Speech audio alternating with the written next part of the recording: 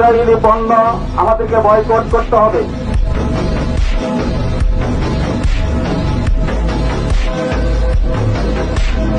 ব্যবসায়ী দোকানদার বিন্দু, আপনারা আপনাদের দোকান থেকে ইসরায়েল পণ্য আজকে থেকে উৎখাত করবেন, নইলে আমরা তাওহীদ জনতা আপনার